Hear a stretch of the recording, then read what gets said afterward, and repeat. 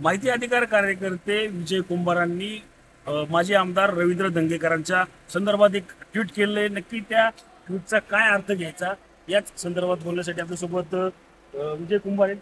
Sir, काय सांगाल? एक ट्विट तुम्ही धंगेकरांचं केलेलं आहे, आपण पाहिलं गेल्या काही दिवसापासून मोहोळ असेल, धंगेकर असेल, हे चर्चेचे विषय सुरू झाले। तर आता धंगेकरांचा एक व्हिडिओ तुम्ही ट्विट करत एक कॅप्शन दिलेलं आहे, नक्की काय सांगाल?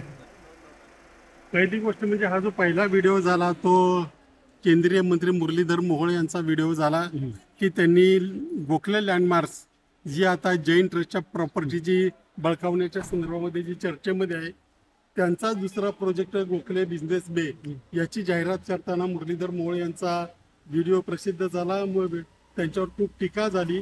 त्यानंतर आज सकाळी आणखी एक व्हिडिओ प्रसिद्ध झाला ज्याच्यामध्ये रवींद्र धंगेकर हे मेन्स अव्हेन्यूची जाहिरात करताना दिसत आहेत। मुळामध्ये राजकारण्यांनी जाहिरात करावा का हा प्रश्न, परंतु याच्यामध्ये सगळ्यात अडचणीत आलेले ग्रस्त आहेत ते मुरलीधर मोहोळ आहेत।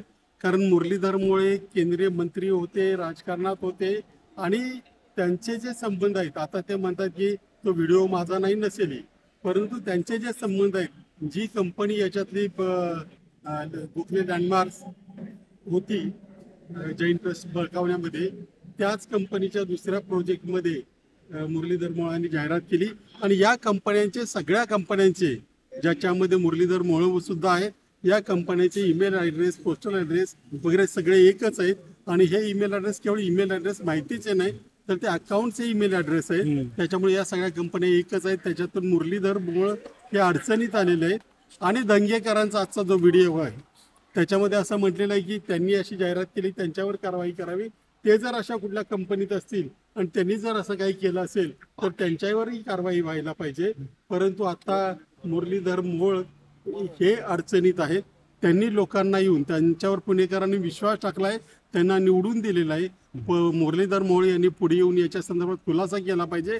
आणि ज्या कंपन्यांनी एका ट्रस्टची जागा बळकावण्याचा प्रयत्न केला, 2.5-3 हजार कोटी रुपयाची जागा 200 कोटी रुपयात बळकावण्याचा प्रयत्न केला, त्या सर्वांवर आणि त्यांना पाठिंबा देणाऱ्यावर फौजदारी कारवाई झाली पाहिजे। नक्कीच आपण पाहिलं तर मुरलीधर मोहोळांचा व्हिडिओ जो आहे तो ट्विट झाल्यानंतर अनेक प्रश्न जे आहेत ते उपस्थित झाले। त्यानंतर आता माजी आमदार रवींद्र धंगेकरांचा व्हिडिओ ट्विट करत जे आहे आता त्याच्यावर ईडीची कारवाईची मागणी जी आहे ते आता कुंभारांकडे झाल्यानंतर विजय कुंभार यांनी हा व्हिडिओ जो आहे तो ट्विट केला आहे व त्यामध्ये धंगेकरांचे कुठं आर्थिक संबंध असतील किंवा कुठं लागेबांधे असतील तर नक्कीच त्यांच्यावर कारवाई व्हावी अशी देखील मागणी आता विजय कुंभार यांनी केली आपल्याला एकूण पाहायला मिळत आहे। रणजित जाधव, TV9 मराठी, पिंपरी चिंचवड।